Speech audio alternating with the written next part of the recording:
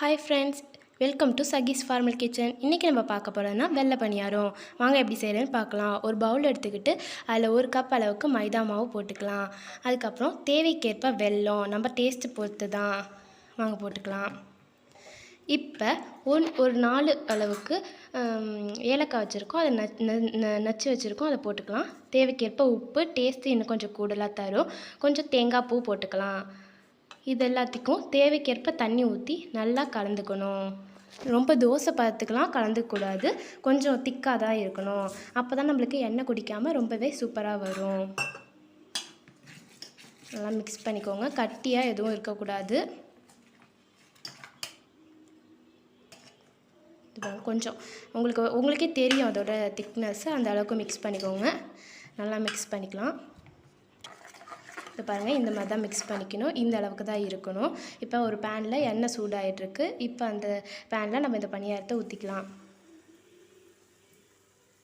உங்களுக்கான ஷேப்க்கு ஊற்றிக்க, சின்ன சின்னதாக அழகாக ஊற்றிக்கலாம். எண்ணெய் ரொம்ப சூடாகவும் இருக்கக்கூடாது, ரொம்ப சூடு இல்லாமல் இருக்கக்கூடாது. மீடியம் ஹீட்டில் வச்சு போட்டால் தான் நம்மளுக்கு அது கருங்காமல் வரும்.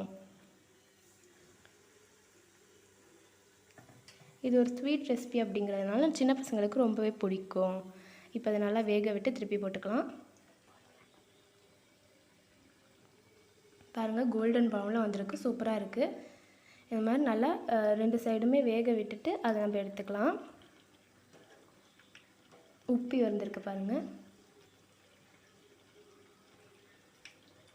நம்ம குழந்தைங்களுக்கு வெளில வாங்கி கொடுக்கறதுக்கு பதிலாக இந்த மாதிரி நம்ம ஹெல்த்தியாக வீட்லேயே செஞ்சு கொடுக்கலாம். இது ஹெல்த்தியாகவும் இருக்கும், குழந்தைங்க ரொம்ப விரும்பியும் சாப்பிடுவாங்க. நல்லா குக் பண்ணிக்கலாம்.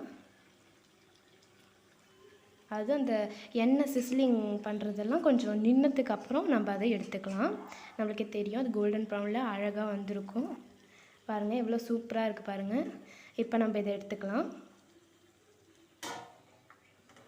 நம்ம திக்காக பண்ணதுனால அவ்வளோவா எண்ணெய்லாம் குடிக்காது. தண்ணியாக பண்ணிட்டோன்னா எண்ணெய் குடிக்கும். அப்போ வேணால் கொஞ்சம் மாவு போட்டு கலந்துக்கலாம். இந்த மாதிரி ஈவினிங் டைமில் செஞ்சு குடிக்கிறப்ப குழந்தைங்க ரொம்பவே விரும்பி சாப்பிடுவாங்க. வாங்க இதை ப்ரெசென்ட் பண்ணிக்கலாம்.